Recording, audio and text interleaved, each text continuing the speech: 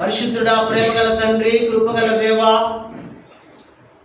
సర్వశక్తివంతుడా, సర్వోన్నతుడా, సర్వాధికారి, మహాదేవుడవు, గొప్ప దేవుడవు, సైన్యములకు అధిపతి అయినటువంటి మా ప్రియ పరలోకపు తండ్రి, నీ పరిశుద్ధ, శ్రేష్టమైన, ఘనమైన, అమూల్యమైనటువంటి నామానికి మా నిండు కృతజ్ఞత వందనములు చెల్లిస్తూ, మీరు చేస్తున్న అద్భుత కార్యములు బట్టి ప్రభా, మా హృదయాలు మీ సన్నిధానంలో కుమ్మరించి కురిపిస్తూ,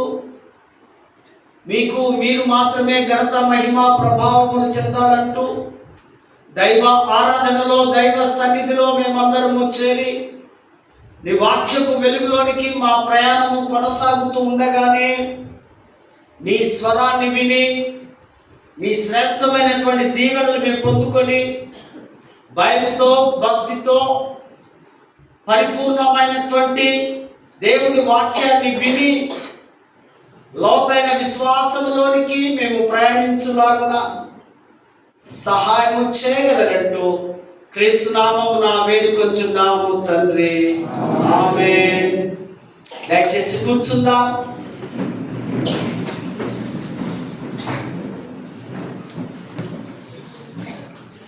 దేవుని పరిశుద్ధ నామానికి మహిమ కలుగును గాక. మరి మహా గొప్ప అవకాశం, గొప్ప ధన్యత, గొప్ప భాగ్యం దేవుని వాక్యం బోధించడం, దేవుని వాక్యం వినడం.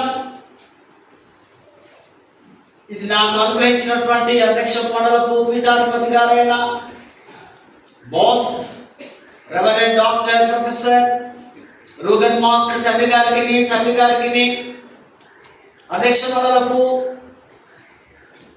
వైస్ చైర్మన్ గారైనటువంటి రెవరెండ్ డాక్టర్ టి భాస్కర్ అయ్య గారికి, అధ్యక్ష మండలపు డిసిసి చైర్మన్స్, ఆఫీసర్స్, క్లైంట్షీ నాయకులు, అధ్యక్ష మండలంలో ఉన్న ప్రతి సంఘానికి, ప్రతి కుటుంబానికి యేసుక్రీస్తు నామములో CSI Wesley church Jagadgirigutta pastorate పక్షముగా వారికి మా నిండు కృతజ్ఞతలు, వందనములు తెలియపరుస్తూ, ఇట్టి దైవ ఆరాధనకు ఇచ్చేసినటువంటి సంఘము, సంఘ నాయకులకు కూడా క్రీస్తు నామములో మీకు మరొకసారి దైవ ఆశీస్సులు, శుభములు, దీవెనలు తెలియపరుస్తూ ఉన్నాను. దూర ప్రాంతం నుంచి వీక్షిస్తున్న మా కుటుంబ సభ్యులు, స్నేహితులు, తెలిసిన వారు అనేకులకు ఈ శుభవార్త విని దీవించబడుతున్నారని వారికి కూడా మన సంఘ పక్షముగా శుభములు, దైవాశీస్సులు తెలియపరుస్తున్నారు. క్రీస్తునందు ప్రియమైనటువంటి పరిశుద్ధ దేవుని సమూహమా, ప్రతి వారం మనకు క్రొత్తదనం. ప్రతి వారం దేవుని వాక్యంలో మనము బలము పుంజుకొని, శరీరము కొన్నిసార్లు బలహీనపడుతుందేమో కానీ ఆత్మ మాత్రం బలపడి ప్రభు కొరకు ఎదురు చూసేవారు. యెహోవా కొరకు ఎదురు చూడడం ఈ ఆత్మ ద్వారా, ఈ వాక్యం ద్వారా, దేవుని మాటల ద్వారా మనం దీవించబడుతున్నాం అనే సత్యాన్ని మనము అర్థం చేసుకోవాల్సిన అవసరం ఉంది. అధ్యక్ష మండలపు నాయకులు, లిటరసీ కమిటీ వారు మనకిచ్చిన అద్భుతమైనటువంటి అంశం break the chain, finding freedom from addictions. బంధకమును విరగగొట్టుట, వ్యసనాల నుండి స్వేచ్ఛను కనుగొనుట. మనకందరికీ వ్యసనాలు ఉన్నాయి. వ్యసనము లేని వాడు ఎవరు కూడా లేరు. వ్యసనములలో మనము బంధించబడడం, వ్యసనాలతో మనము మునిగిపోవడం. వ్యసనాలు రెండు రకాలు: భౌతికపరమైన వ్యసనాలు, ఆధ్యాత్మికపరమైన లేదా ఆత్మీయపరమైన వ్యసనాలు. భౌతికపరమైన వ్యసనాలు అంటే మనం సమాజంలో, లోకంలో చూస్తున్నాం. ఒక చెడుకు బానిస కావడమే వ్యసనం. ఒక తప్పుకు ఈయన మునిగిపోవడమే వ్యసనం. ఒక అలవాటు, ఏమలవాటు? ఒక తాగుడు ఉందనుకోండి, కాలక్రమేణా అది లేకపోతే ఇది బ్రతకలేని స్థితి. దానికి ఆయన ఆ వ్యసనాలకు దానితోటే ఆయన లైఫ్ అంతా. ఈ దినాల్లో మనం చూస్తున్నాం, ఈ 15 సంవత్సరాల నుంచి తెచ్చినా కదా, మీకు చూపడానికే పట్టుకొచ్చిన. తల్లులు పనులు ఉంటాయి, ఈ 4-5 సంవత్సరాల పిల్లవాడు ఏడుస్తున్నాడు, వదిలిపెడితే వాడికి ఏం చేస్తారు? వీళ్ళు బొమ్మలో ఏదో తీసి వాడి చేతికి ఇస్తారు. తల్లి ఎస్కేప్ కావడానికి, తల్లి పనులు కావడానికి, తల్లికి వాడికి కనెక్ట్ కాకుండా వీడు దీంతో ఆడుకుంటారు లేని మనము పిల్లలకు ఇస్తూ ఉంటాం. ఒక 2-3 నెలలు ఇచ్చిన తర్వాత బంద్ చేయి, ఏం చేస్తాడు ఆయన? వచ్చి నీ మీద పడి నిన్ను కొరికేస్తాడు, ఏమేమో చేస్తాడు, అల్లరి చేస్తాడు. వ్యసనం, చైల్డ్హుడ్ వ్యసనం. చిన్నప్పటి నుంచే వ్యసనాన్ని మనం నేర్పిస్తున్నాం. ఒక గమ్మత్ తెలుసా? మనకన్నీ తెలుసు, తెలిసి కూడా మనం ఈ పనులు చేస్తాం. ఇదొక వ్యసనం. మొబైల్ వ్యసనం, తాగుడు వ్యసనం, వ్యభిచార వ్యసనం, అబద్ధాలాడ వ్యసనం కదా, మోసం చేయడం వ్యసనం, వారిని ఒక్కొక్కరిని నాశనం చేయడం వ్యసనం. ఈ రకరకాలైనటువంటి వ్యసనాలలో మనము కూరుకుపోతూ ఉన్నాము, స్వేచ్ఛ లేకుండా పోతున్నాం. ఈ వ్యసనాలకు అలవాటు పడ్డవాడు, ఫోన్లలో బెట్టింగ్ ఉంటుంది కదా, ఆటలు జూదం తెలుసా? యువకులు యూత్లు ఎవరైనా ఆడుతున్నారా? లేదు కదా మన పిల్లలు. దానికి అలవాటు పడి, నాకు తెలిసిన ఒక టీచరు ఆత్మహత్య చేసుకుని చచ్చిపోయినాడు. అది పాపం అనకండి, ఇన్ని అప్పులు చేసి వాడు చచ్చినాడు. వాడి తిట్టనుడు లేడట ఆ బర్రెల గ్రౌండ్ దగ్గర. 2 కుమారులను భార్యను మోసం చేసి వాడు మళ్ళీ గవర్నమెంట్ టీచర్. కారణం వ్యసనం. కనపడ్డావు అమృతరావు, 10,000 కాలు ముక్కుతా, 5,000 కాలు ముక్కుతా. వ్యసనాలను జయించలేకపోవడం, ఈ వ్యసనం అనే ఈ యొక్క ముసుగులో ఉండిపోవడం. రకరకాలైనటువంటి వ్యసనాలు, జూదము, ఆటలు, బెట్టింగ్స్, కోడి పందాలు, మోసము, పత్తాలు, ప్యాకేట, సినిమాలు, నేను కూడా హీరోనవుతా అని ఆశగా నమ్ముకొని పోవడం. రకరకాలైనటువంటి వ్యసనాల్లో మానవుడు కృంగిపోయి చివరికి ఏమవుతుంది? వాడికి రిజల్ట్ ఆత్మహత్య. ఆత్మహత్య చేసుకుంటే ఏమైనా సాధిస్తావా? నీకు చెడ్డ పేరు తప్ప నీ పేరును కూడా ఎవరు యాదికి చేసుకో. ఎవరిని యాద్ చేసుకోవాలి? ఒక గొప్ప సంఘ సంస్కర్త, అనేకులకు మేలు చేసిన వారిని యాద్ చేసుకుంటాం కదా మనం. ఇప్పుడు మహాత్మా గాంధీ గారిని ఇప్పటికీ యాద్ చేసుకుంటాం. ఎందుకు? ఆయన మన దేశం కొరకు ప్రయాసపడ్డాడు. వ్యసనాలు చాలా జాగ్రత్తగా ఉన్నాయి. లాటరీస్ కదా, ఏదో కేరళ లాటరీ అంటారు. రకరకాలైనటువంటి వ్యసనాల జోలికి మనము వెళ్ళకూడదు. ఆత్మకు హాని కలిగించే, నష్టం కలిగించే ఏ పనినైనా, ఏ అలవాటైనా, అది శరీరానికి ఆత్మకు నష్టం కలిగించేదే వ్యసనం.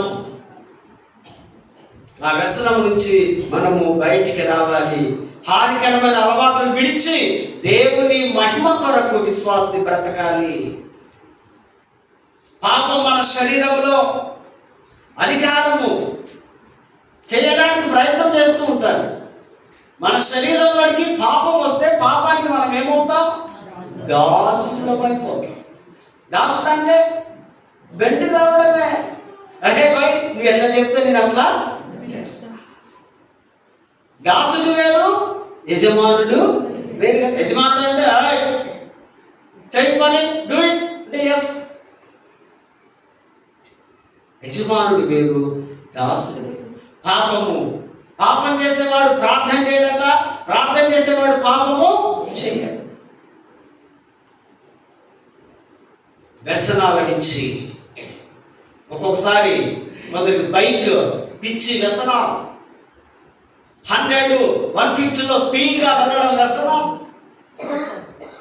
ప్రమాదాలు గాయాలు కావడం, తెలిసో తెలియని వయసులో జరగడం, ఇవన్నీ వ్యసనాలకు దారి తీస్తుంది. అడిక్షన్ ఆత్మను బంధిస్తూ మనస్సును పాడు చేసే నిరంతరం లేని స్థితిలోనికి తీసుకొని వస్తుంది. ఈ వ్యసనాలని జ్ఞాపకం చేస్తున్నా. ఇది బానిసలుగా ఈ గొలుసు చైన్ లాగా, చైన్ గొలుసులు ఎలా ఉంటాయి, ఒకదానికొకటి లింక్గా ఉంటాయి కదా. బానిసలను తెగొట్టడానికి, బంధములో బందీకాలలో ఉన్నవారిని విడిపించడానికి యేసు ప్రభు లూకా సువార్త 4వ అధ్యాయము 16వ వచనంలో మనం చూస్తాం కదా, నజరేతు మేనిఫెస్టో అంటాం. ఆయన ప్రభు రావడానికే ఈ పని కొరకే. ఎవరైతే బంధించబడ్డారో వారిని విడిపించడానికి. ఒక ఇద్దరు ఫ్రెండ్స్ కొడుతున్నారు అనుకోండి, మధ్యలో ఒకరు తెచ్చి ఆ ముగ్గురిని ఆ ఇద్దరిని కొట్టేంత ధైర్యం ఉంటేనే ఇంకొకటి వచ్చి వారిని దెబ్బలు తినే వారిని సేవ్ చేయగలడు. ఈడు బలహీనుడుగా ఈయన ఒక 20 కిలోలు ఉన్నాడు, ఈయన కూడా పోయినోళ్ళు కొడతారు.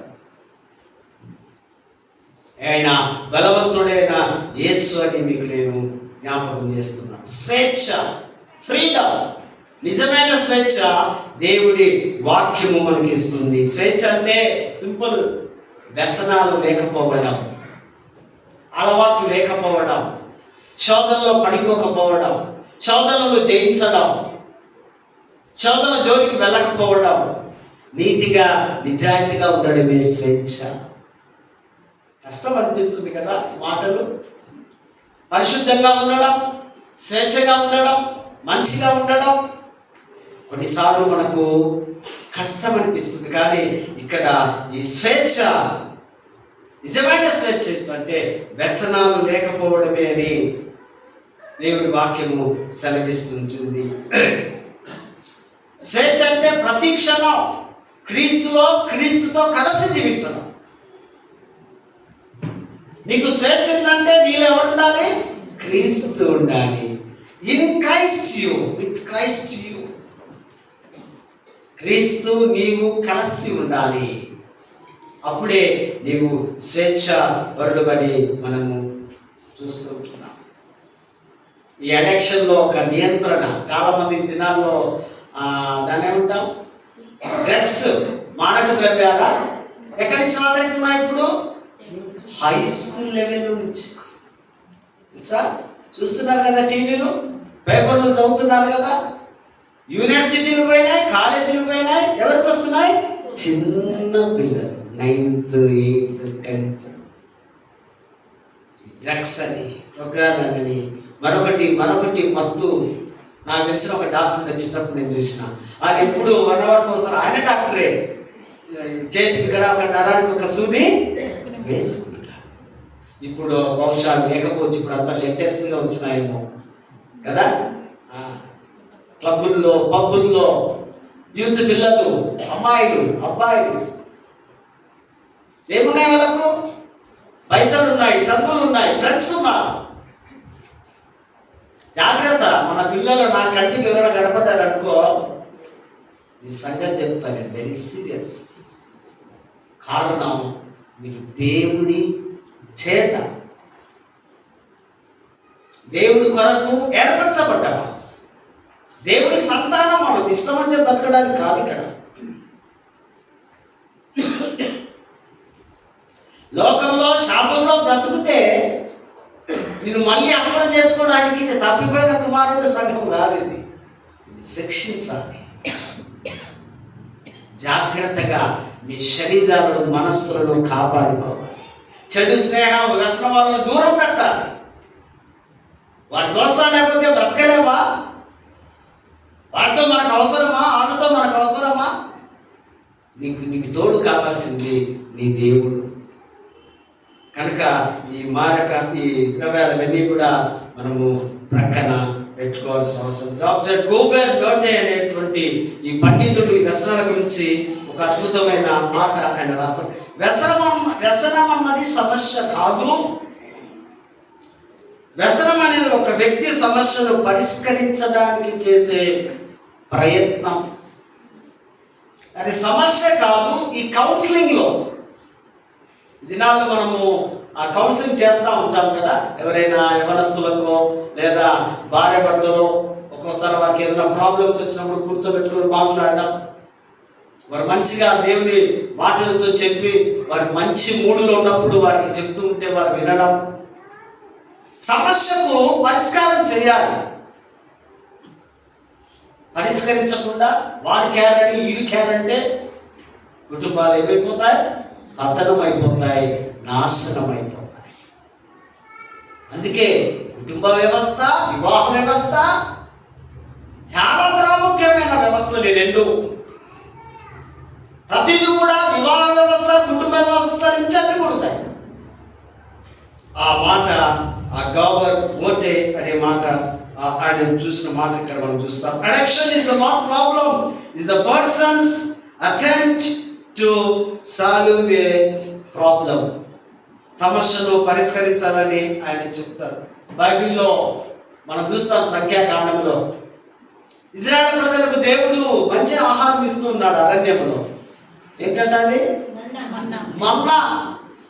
కొంతకాలానికి లేవన్నారు, మాకు ఇది వద్దురా నాయన, మాకేం కావాలా? మాంసం. వ్యసనం.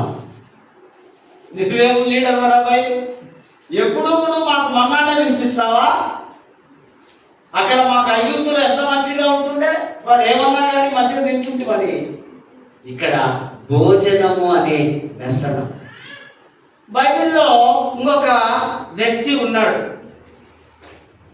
జలప్రలయం అంతా అయిపోయింది, హాయిగా ఉందిలే, ప్రపంచం కొత్త సృష్టి అనుకున్నప్పుడు మంచిగా ద్రాక్షారసం చెట్లేసుకొని కడుపు నిండా తాగి ఏమైపోయాడు? మత్తుడై, దిగంబరై, మత్తు, ద్రాక్షారసము వెక్కిరింత పాలు చేయడం. మరి అదే ఆది కాలంలో ఇంకొక వ్యక్తి ఉన్నాడు, లోతు అనేటోడు. ఆడు కూడా మస్తు తాగి లోకాన్ని సర్వనాశనము, మనకి వినడానికి కూడా కష్టమైనటువంటి స్థితిలో తను ప్రవర్తించినట్టుగా వెక్కిరింతల పాలు చేస్తుంది జీవితం. ఇష్టం వచ్చినట్టుగా తాగడం, ఇష్టం వచ్చినట్టుగా కూర్చున్నాక తినడం, మా భోజనం మా పైసలు నీకేం సంగతి అనుకోవడం. ఇవన్నీ దేవునికి విరుద్ధమైన పనులని మీకు నేను జ్ఞాపకము చేస్తూ ఉంటున్నాను. ఆనందానికి, సంతోషానికి, నైతిక విలువలను దూరం పెట్టి మనం ఇటువంటి పనులు చేస్తూ ఉంటున్నాం. మరి అదేవిధంగా మరొక ఘనవంతుడు కూడా చూస్తాం. యేసుప్రభు దగ్గరికి వస్తాడు ఒక అతడు, వచ్చి నిత్యరాజ్యం పోవడానికి నేను అన్నీ చేస్తున్నా, నాకు ఇంకేం ప్రాబ్లం లేదంటే ప్రభు అంటాడు, అరే భయ్, నీకున్న ఆస్తి అంతా బీదలకు ఇచ్చి అమ్మిచ్చి నాకు వెంబడించు. నీకేం వ్యసనం? నీకేమున్నాయి? నీలాగా బిల్డింగ్లు ఉన్నాయి ఒక 50-60, అవి విడిచిపెట్టుకోవడానికి మనకి మనసు.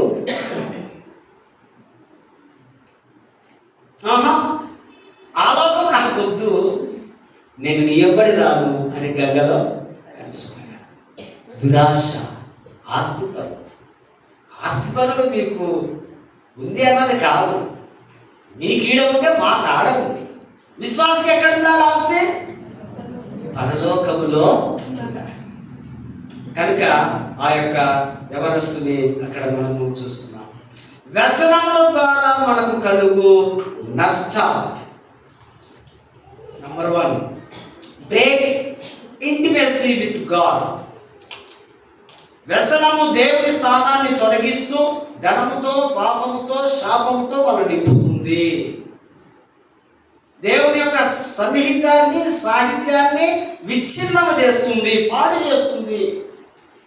దేవుడికి మనకు ఉన్న కనెక్టివిటీ కట్ అయిపోతుంది. కనుక మనము ఆ వ్యసనముల జోలికి వెళ్ళకూడదు. ఆయన స్వరాన్ని వినడానికి, ఆయన దీవెనలు పొందుకోవడానికి, ఆయనతో కలిసి బ్రతకడానికి మనకు యోగ్యతను మనము కోల్పోతాం. ఆయన సన్నిధి నుండి బలహీనపరచబడి విగ్రహారాధన శోధనల వైపుకు మనం వెళ్ళిపోయే ప్రమాదం ఉంది. దేవుని ఎప్పుడు విడుస్తావో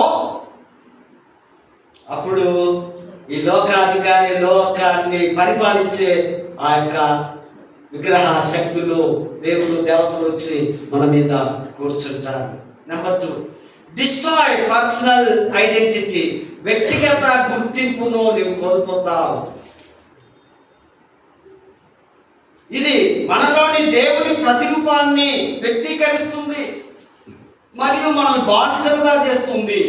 మనకున్న గుర్తింపును తొలగిస్తుంది. మంచి విశ్వాసమే, మంచి ప్రార్థనా పత్రికే, కానీ దేవుడి నుంచి నువ్వు బయటకు వచ్చినప్పుడు, నువ్వు ఒక వ్యసనానికి, ఒక పాపంలో చిక్కున్నప్పుడు నీ గుర్తింపు, నీ ఐడెంటిటీ ఉండదు.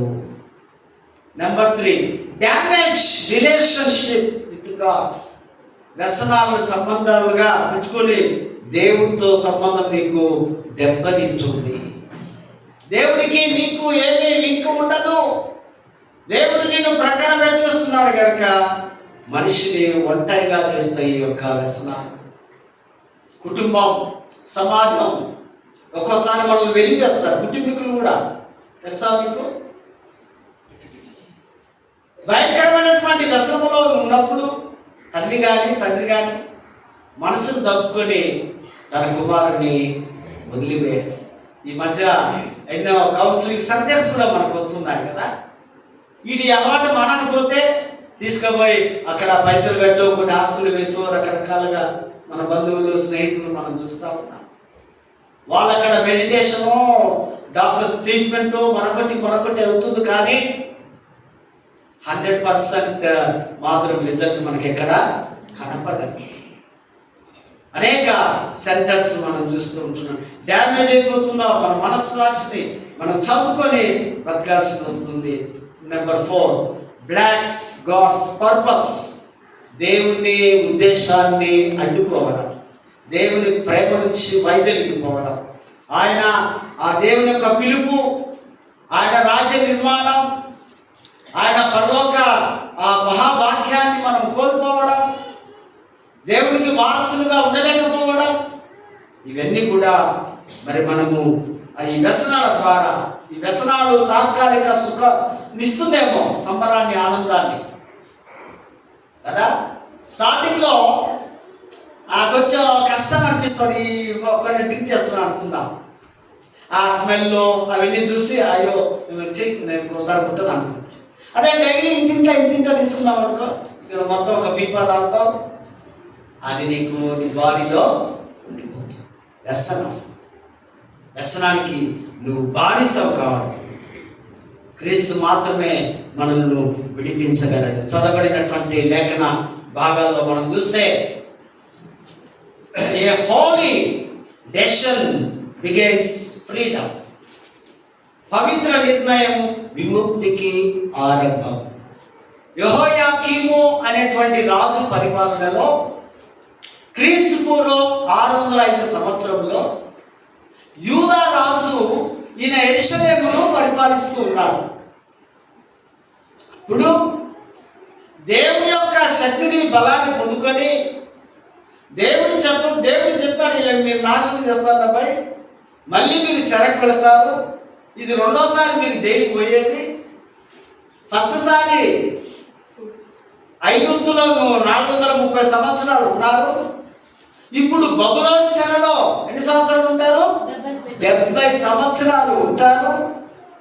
చెర మీకేం కొత్తది కాదు. ఆ పిక్ ప్యాకెట్ దొంగలకు కూడా వాడికి జైలు ఏమన్నా వాడికి కొత్తదా? వాడు అత్తగారి ఇట్లాగా పోయేస్తా ఉంటారు. 2-3 నెలలు ఒక్కసారి పోయి హాయిగా సార్ అనుకుంటే అందరు పోలీసులు పక్కనిస్తారు. వాడు అరే మళ్ళీ ఏం చేసినవరా అని ఇట్లంటాడు. నెబుకద్నెజరు రాజు వెళ్ళి అక్కడున్న దేవాలయంలో ఉన్న ఆభరణాలు, వస్తువులను ఎట్లా కట్టించిండు సొలొమోను రాజు? అంత బంగారే కదా. మన దేవాలయం కూడా బంగారంతో కట్టిస్తున్నామా? బంగారం లాంటి దేవాలయం. మనం అట్లనే ఫీల్ కావాలి కదా.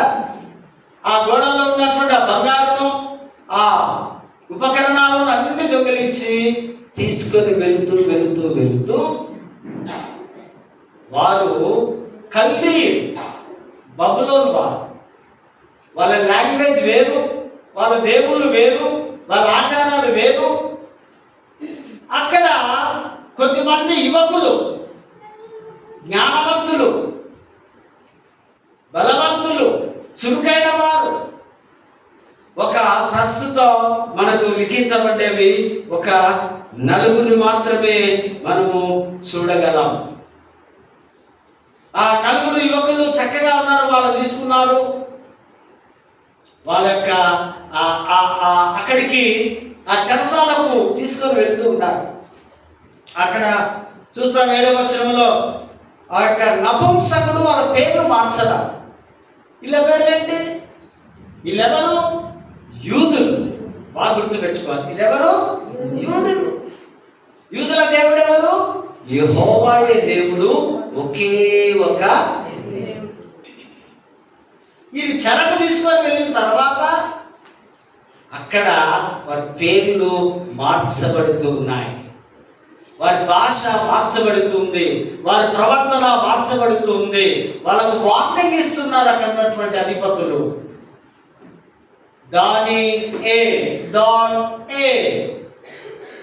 ఎక్కడ ఏ నుండి పదం మాట వస్తుందో అక్కడ దేవుడు అని మీరు మైండ్లో పెట్టుకోవాలన్నమాట కదా. ఇమ్మానుయేల్ అంటే దేవుడు మనకు తోడనే. మికాయేల్, గాబ్రియేల్, వీళ్ళంతా ఏలే. దాన్ అంటే న్యాయాధిపతి, ఏల్ అంటే దేవుడే నా న్యాయాధిపతి అని తెలుగులో అన్నారు. హీబ్రూలో దానియేలుకు ఆ బదులు ఆయన బెల్షాజర్ అనే బబులోను దేశపు వారి యొక్క పేర్లను మార్చారు. ఆ యొక్క బెల్ అనే బబులోను వారి యొక్క దేవత, ప్రధాన దేవుడి యొక్క పేరు పెట్టారు, బెల్షాజరు అని. తర్వాత హనన్య, ఇదేం పేరు? హనన్య యూదా పేరు. హనన్య అంటే తెలుగులో యెహోవా కరుణామయుడు అని పేరు ఉంటే, వాళ్ళు మీ కల్చర్ వద్దు, మీ పేరు వద్దు, మీ సంస్కృతి వద్దురా, మీకు కొత్త పేర్లు పెడుతున్నామని ఈ హనన్యకు వారు పేరు షడ్రక్. షడ్రక్ అనగా చంద్రదేవత, కల్దీల యొక్క భాషలో ఆ పేరు. మరి 3వదిగా ఈయన మిషాయేల్, దేవునికి సమానుడెవరు? హీబ్రూ పదం. దాని వారు బబులోను వారు వారి యొక్క కల్దీల భాషలో రాస్తున్నారు ఇక్కడ మెషక్ అంటే అధిపతి లేదా నీడ. చివరిగా అజరేయ అంటే యెహోవా సహాయకారి, దాని వారు మార్చేశారు. అబేద్నెగో జ్ఞానానికి దేవుడు. పేర్లు మార్చినారు, అంతా బాగుంది, వారంతా సెట్ చేస్తున్నారు. తర్వాత రాజభవనంలోకి వారు తీసుకొని వెళ్ళి అక్కడ ఉన్న వాళ్ళు ఇన్స్ట్రక్షన్ చెప్పారు, అదే బాబు మీకు మంచి ఫుడ్ ఇవ్వబడుతుంది, మంచి రెస్ట్ తీసుకోండి. ఎక్కడ వాళ్ళ సొంత ప్రాంతంలో నుంచి పరదేశంలోకి వచ్చున్నారు, మీరు మంచి ట్రైనింగ్ తీసుకోవాలి. మీరు రాజు ఏ భోజనం తింటాడో ఆ భోజనము తినాలి. మీకు మంచిగా బలవంతులు కావాలని, ఆయన ఏది పానం చేస్తే అదే తినాలని ఒక ఆర్డర్ ఇస్తే, దానికి ఈ నాయకుడైనటువంటి దానియేలు 8వ వచనంలో ఆయన దానికి ఒప్పుకోలేదు. దానియేలు రాజభోజనాన్ని తిరస్కరించడానికి గల కారణాలు ఉన్నాయి. నెంబర్ 1, వారు ఆ మాంసాన్ని కానీ ఆహారాన్ని కానీ వారి విగ్రహారాధన, దేవుళ్ళు దేవతల పేరు మీద వారు దాన్ని చేస్తారు. నెంబర్ 1 బబులోను ఇచ్చిన ఆహారం. నెంబర్ 2 ఇది మోషే ధర్మశాస్త్రానికి ఇది విరుద్ధంగా ఉంది. ఎందుకంటే అది మనం చూస్తాం లేవ్యాకాండం 11వ అధ్యాయం. బహుశా కొన్నిసార్లు వారు ఏం తింటారంటే ఎక్కువ పందులు తింటారు. కల్దీల సామ్రాజ్యం మెసొపొటేమియా ఏరియా ప్రాంతంలో వారు ఏం తినాలి? పందులు తింటారు. యూదులకు పంది అసహ్యం. అస్సలు కూడా ఇటునే దచ్చినా మంచిదే కానీ దాన్ని మాత్రం ముట్టలే. ఎంత నిష్ట కలిగిన వారు. మనం కాంప్రమైజ్ చేస్తాం. బండి అటు నడుస్తుంది, బండి ఇటు నడుస్తుంది కదా.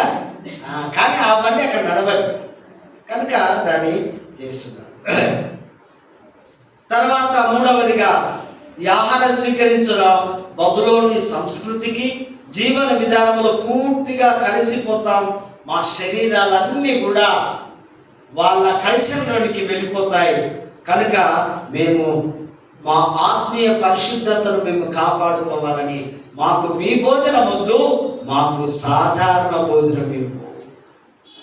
సాధారణ భోజనం పెట్టండి, మీ పిల్లల కంటే మేము ఎంత బ్యూటీగా కనిపిస్తామో చూడండి. వెంటనే వారు ఒప్పుకోవడము జరిగినట్టుగా మనం చూస్తున్నాం. దేవుడు అధికార హృదయంలో వీరి పట్ల దేవుడు వారి పట్ల కనికరం చూసినట్టుగా మనము చూస్తూ ఉంటున్నాం. 9వ వచనంలో దేవుడు అతనికి ఇతరుల రాజు కంటే విశేషమైన జ్ఞానం, వివేకం, తెలివి ఇచ్చాడు దేవుడు ఈ నలుగురి వారికి. దాంతో పాటు దానిలకు స్వప్నాలు, దర్శనాలు చెప్పే గొప్ప ధన్యతను కూడా దేవుడు ఆయనకు అనుగ్రహించి ఉంటున్నాడు.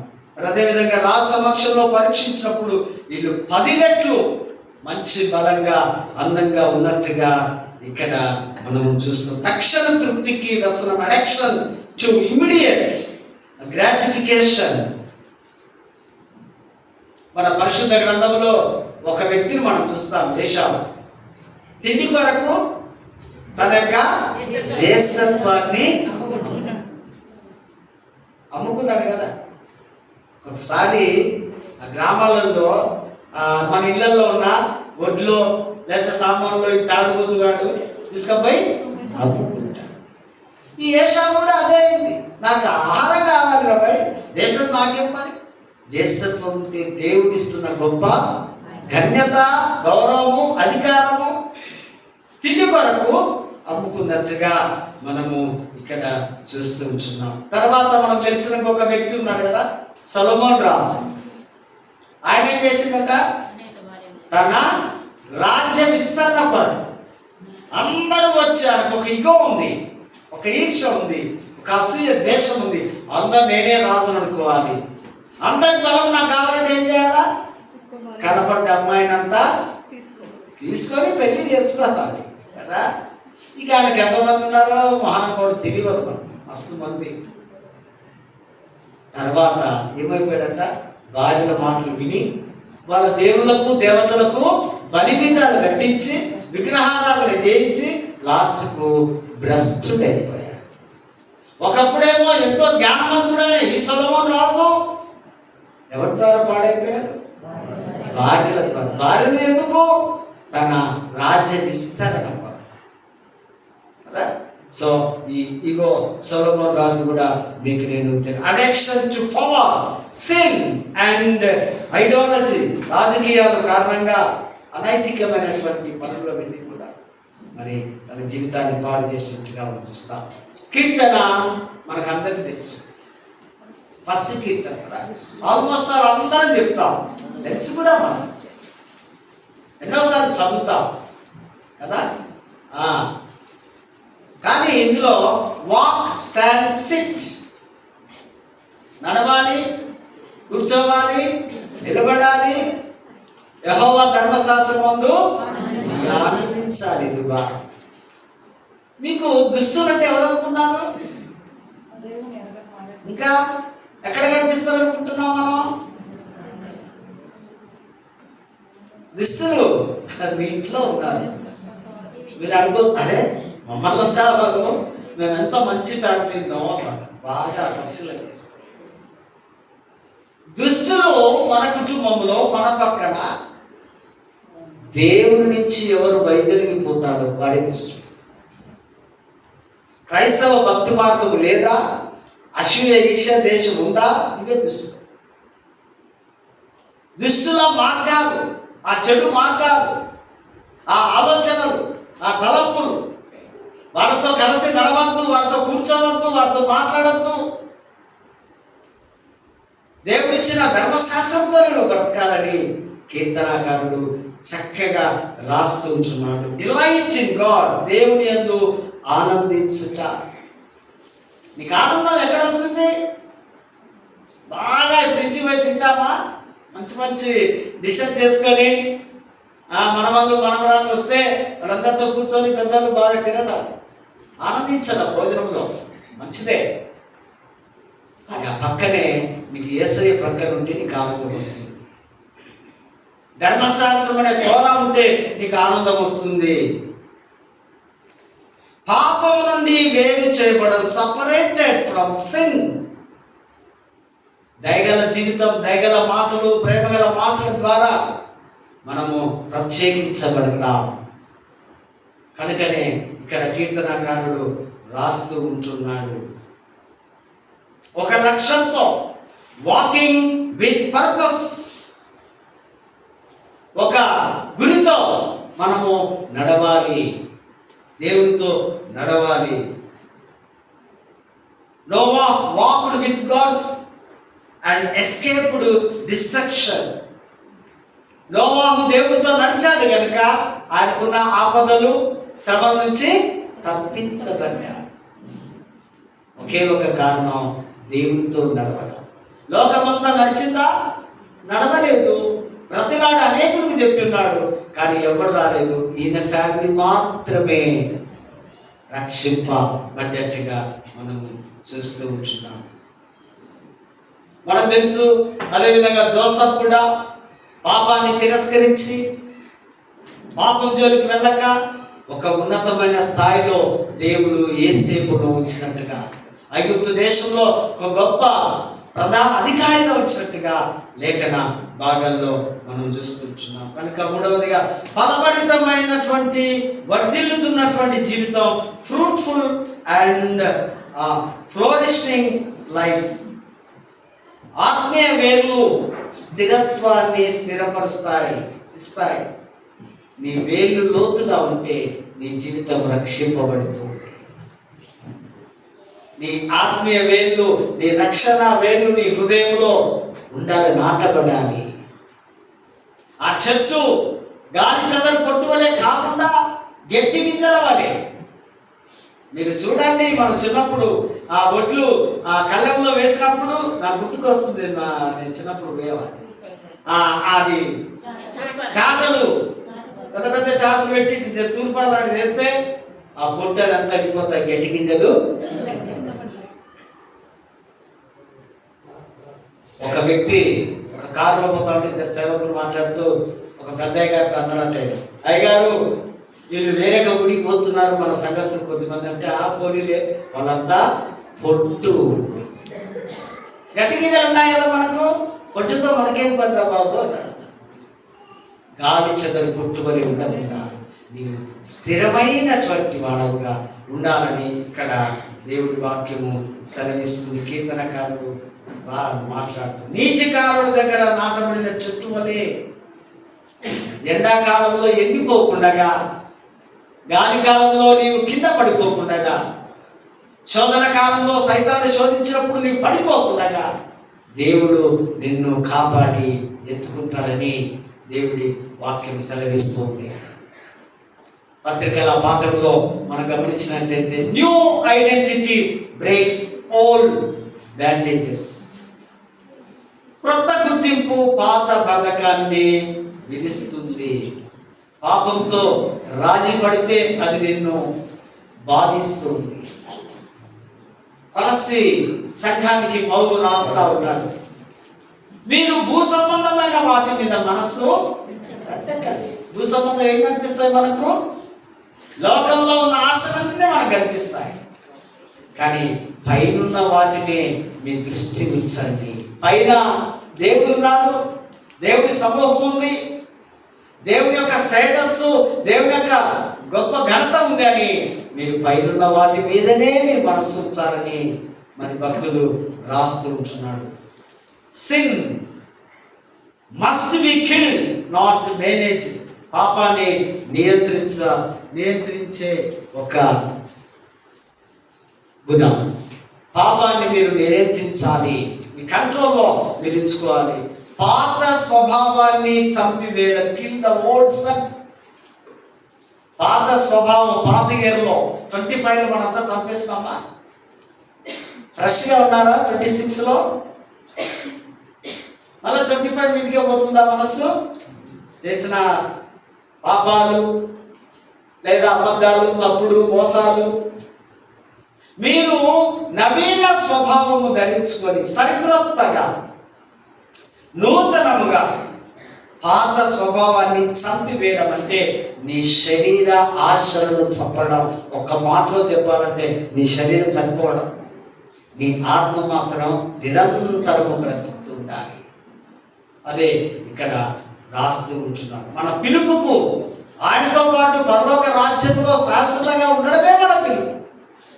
ఆయన పిలుపుకు మనము తగినట్టుగా ఆధ్యాత్మిక యుద్ధంలో కేవలం బాహ్యమైనది కాకుండా చాలా లోతుగా దేవుడితో మనము ముందుకు సాగాలని భక్తుడు రాస్తున్నాడు. 5వ వచనంలో మళ్ళీ నెక్రే, గ్రీకులో అంట నెక్రే అంటే చంపడం, టు కిల్, చంపాలి. చంపడంలో 3 అర్థాలు. ఒకటి చనిపోయేలా చేయడం, మరణశిక్ష విధించడం. 3వది పనికి రాకుండా చేయడం. పనికి రాకుండా పోతే వాడు దచ్చినట్లే. మరణశిక్ష విధించడం లేదా ఈ యొక్క మీ పాపాలన్నీ చంపేసుకోవాలని దేవుడి వాక్యం సెలవిస్తుంది. 16th సెంచరీలో జాన్ క్యాల్విన్ అనే ఒక పండితుడు ఒక మంచి మాటను రాస్తాడు. ఆయన సంస్కర్త, గొప్ప పండితుడు. వారు అంటున్నారు, మనం లోకంలో జీవించినంత కాలం మనం ఎప్పుడూ పాపానికి పూర్తిగా చనిపోలేము. కాబట్టి మనం ఎల్లప్పుడూ ఇంద్రియ సుఖాలను త్యజించుట కోసం ప్రయత్నించాలి. మనలో ఉన్నటువంటి ఇంద్రియ సుఖాలను కంట్రోల్లో పెట్టుకోవాలి. మనము ఎప్పుడు కూడా పూర్తిగా పాపాన్ని చంపివేయలేము.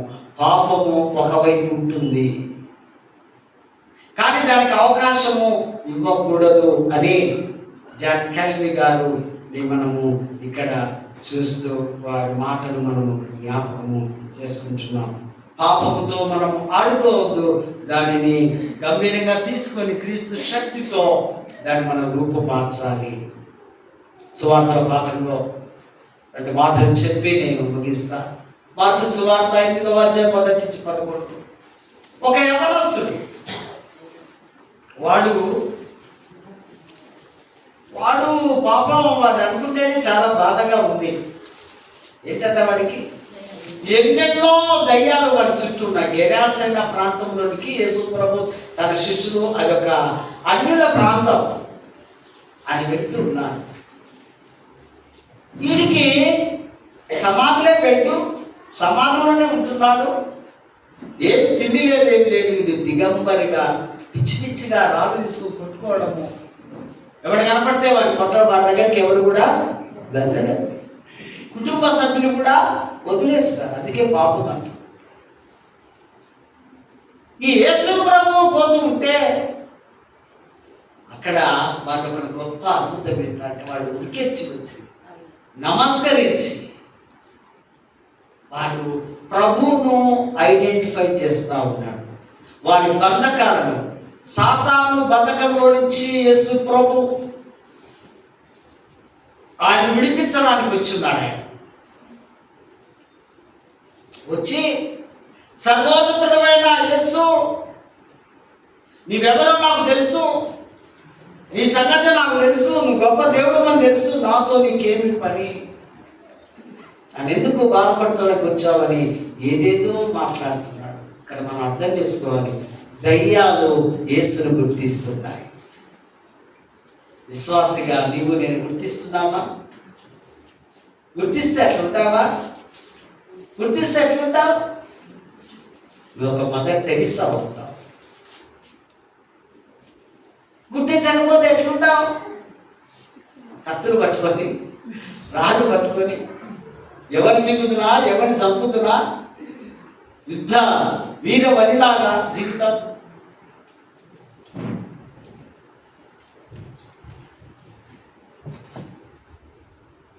దయ్యాలు యేసును గుర్తిస్తున్నాయి, యేసుకు భయపడుతున్నాయి. అప్పుడు యేసు అంటున్నాడు, నాయనా ఇక చాలు, నీ పేరు ఏంటి? పేరు కూడా చెప్తుంది కదా, ఏంటంట? సేన. నేను ఈ ప్రాంతంలో ఎన్నో సంవత్సరం ఉన్నా, నేను సీనియర్ దయ్యాన్ని. నన్ను ఎవడు కూడా పట్టుకోవడానికి వీలు, ఎవడు వచ్చినా వాడు గజగజ వరకు బ్యాక్ మీద వెళ్ళిపోవాలి. వాడు అంత దమ్ము ఎవడికి లేదు. వెంటనే ప్రభు అక్కడ ఉన్నటువంటి ఆ పందులకు వాడనిచ్చి, ఈ దురాత్మ నువ్వు ఆ పందులోకి వెళ్ళిపో అనగానే ఈ పందులన్నీ నీటిలో పడి చనిపోయినట్టుగా. యేసు మాటలో శక్తి ఉంది, యేసు మాటలో స్వస్థత ఉంది, యేసు మాటలో ఆరోగ్యం ఉంది. అందుకే చూడండి, మనకు అనారోగ్యం ఉన్నప్పుడు మనం ప్రార్థన చేస్తే దేవుడు వింటాడు. విని మెల్లమెల్లగా ఆరోగ్యాన్ని దేవుడు ఇస్తాడు. కారణం ఏంటంటే సిలువను మనం రుచి చూస్తున్నాం. సిలువ అంటే మనకు తెలుసు, యేసు అంటే తెలుసు, ఆ సేన దయ్యానికి తెలుసు యేసు. మనకు కూడా మన ప్రభు తెలుసు. వాడు శుద్ధుడైన తర్వాత మంచిగా వాడికి బట్టలు లేవు కదా, వాడి బట్టలు వేసుకునే బ్యాచ్ కాదు వాడిది. వాడు మంచిగా స్నానం చేసి బట్టలు వేసుకొని ఉంటే చూసిన వారందరూ ఆశ్చర్యపడ్డారు. ప్రభు అంటున్నాడు, బాబు నువ్వు వెళ్ళి నీ జీవితంలో ఏది జరిగిందో అవన్నీ నీవు చెప్పు. దాని టెస్ట్ మనీ అంటున్నా, సాక్ష్యాలు అంటున్నా. సాక్ష్యాలు అంటే నీ జీవితంలో ఏది జరిగిందో అందరి ముందు వచ్చి చెప్పేది. వెంటనే ఆయన వెళ్ళి యేసు ప్రభు యొక్క మహిమను గురించి చెప్పినట్టుగా దైవ వాక్యంలో మనం చూస్తున్నాం. Let me close. క్రీస్తునందు ప్రేమైనటువంటి వారు, దానియేలు వలె పరిశుద్ధ జీవితం కీర్తనకారుడు రాస్తున్నట్టుగా పాపపు అంచుల్లోని కూడా వెళ్ళకుండా, తులసి పత్రికలో పౌలు రాస్తున్నట్టుగా మన ప్రాచీన స్వభావాన్ని చంపివేసి నూతన స్వభావముతో బ్రతుకులాగా. మరి ఈ దయ్యం వచ్చిన వారు యేసును ఎప్పుడు ఆయన ఎదురుగా చూసి మాట్లాడాడు. ఆయన నాకు బాగా ఆశ్చర్యం అనిపిస్తుంది చదువుతుంటే, ఒక ఫ్రెండ్ లాగా మాట్లాడుతుంది, దోస్తులాగా. నాకు నీకేం పని అంటే ఈ యేసు వాడికి ఏదో ఇదివరకే తెలిసినట్టుగా. ప్రేమైనటువంటి బాగా పాప బంధకముల నుంచి బయటకు వద్దాం, వ్యసనాల నుంచి బయటకు వద్దాం, చెడు అలవాట్ల నుంచి బయటకు వద్దాం, చెడు ఆలోచన నుంచి బయటకు వద్దాం, చెడు తలంపుల నుంచి బయటకు వద్దాం, చెడు శరీర కోరికల నుంచి బయటకు వద్దాం. కష్టం అనిపిస్తుంది, కానీ ప్రయత్నం చేయాలి. ప్రభువా నన్ను నీ సొత్తుగా మార్చుకుంటే, నేను సాక్షాత్తు నీలాగా ఉంటే నన్ను నీవు ఆ విధంగా మార్చుకోవా అంటూ ప్రార్థన చేస్తే దేవుడు తప్పనిసరిగా అటువంటి ధన్యత ఇవ్వగలడు. అటువంటి కృప, పరిశుద్ధాత్మ నడిపింపు, దైవ ఆశీస్సులు దేవుడు మనకు అనుగ్రహించుగా ప్రార్థన చేసుకో. పరిశుద్ధుడా, ప్రేమగల తండ్రి, నీ పరిశుద్ధ నామానికి వందనాలు చెల్లిస్తాం. మరొకసారి విత్తబడిన వాక్యం మా హృదయంలో భద్రపరుచుకొని వ్యసనం అనే యొక్క దుర్బోధనలో నుంచి, చెడు అలవాట్ల నుంచి మమ్మల్ని వేరుపరుస్తుంది, నీతి పరిశుద్ధతలోకి మమ్మల్ని నడిపించరా సహాయం చేయగలరు. క్రీస్తు నామమున వేడుకొంటున్నాము తండ్రి.